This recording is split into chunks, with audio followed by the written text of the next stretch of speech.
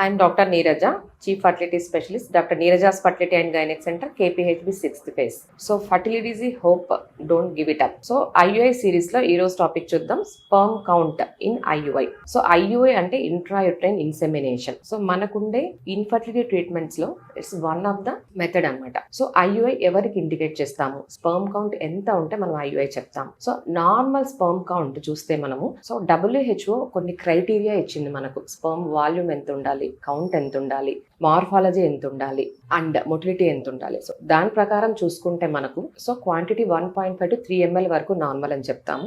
And sperm count 15 million per ml, ఎంఎల్కి 15 million normal. And మొటిలిటీలో మనకు చాలా రకాలు ఉన్నాయి, forward progressive, slow progressive, non motile, immotile. So అలా డివైడ్ చేసుకుంటూ పోతే మనకు progressive motility, rapidly progressive, slow progressive రెండు కలిపి మనకు 40% మొటిలిటీ ఉండాలి. మార్ఫాలజీ 4% ఉండాలి. మార్ఫాలజీ అంటే స్పర్మ్ కూడా ఒక స్ట్రక్చర్ ఉంటుంది, like head, mid piece and tail ఉంటుంది. సో దీనిలో ఏదైనా డిఫెక్ట్స్ ఉంటే దాన్ని అబ్నార్మల్ మార్ఫాలజీ అంటాం. సో ఈ మూడు చక్కగా ఉంటే దాన్ని నార్మల్ మార్ఫాలజీ అంటాం. So according to WHO criteria ప్రకారం నార్మల్ మార్ఫాలజీ 4% ఉండాలి. సో ఇవన్నీ నార్మల్ క్రైటీరియా. ఒకవేళ మనకు ఈ పారామీటర్స్ లో ఏదన్నా బార్డర్ లైన్ ఉన్నాయి, like sperm count around 10 million, so 15 million normal కాబట్టి border line like 10 to 15 million, 10 million, 9 million, 11 million అలా ఉంటే మనం IUI అడ్వైస్ చేస్తాం. అండ్ మొటిలిటీ 40% కాకుండా సమ్ బార్డర్ లైన్ 30% మొటిలిటీ అలా ఏదన్నా ఉన్నా కూడా IUI అడ్వైస్ చేస్తాం. అండ్ మార్ఫాలజీ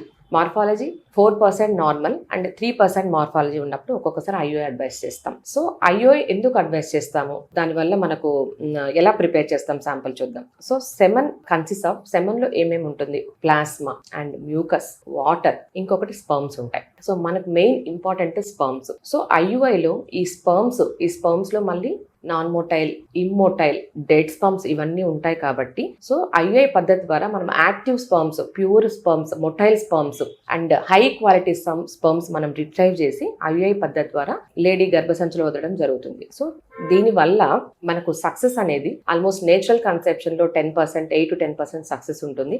IUI పద్ధతి ద్వారా almost 3 IUI successive cumulative pregnancy rate అంటాం. దీనివల్ల మనకు ఆల్మోస్ట్ 15 to 18% సక్సెస్ చూస్తుంటాం. So main sperm count border line ఉన్నప్పుడు మనం IUI అడ్వైస్ చేస్తాం. ఒకవేళ వీళ్ళకు 8 million ఉంది, 7 million ఉంది, 9 million ఉంది, అప్పుడు ఏం చేస్తాం. సో బార్డర్ లైన్ కంటే కొంచెం లోయర్ రేంజ్ లో ఉంటే ఏం చేస్తాము, కొంతమంది డాక్టర్స్, కొంతమంది సెంటర్స్ లో డబుల్ IUI పద్ధతి ద్వారా IUI చేయడం జరుగుతుంది. సో వీళ్ళకు 2 sittings లో IUI చేస్తారు. సో దీని వల్ల కూడా మనకు కొంచెం సక్సెస్ రేట్ పెరుగుతుంది. సో దీంట్లో మనము ప్యూర్ స్పర్మ్స్ రిట్రైవ్ చేయడం ద్వారా మిగతా dead cells, epithelial cells, pus cells, abnormal cells అవన్నీ మనము సపరేట్ చేయడం జరుగుతుంది. ఇది IUI పద్ధతి. Thank you.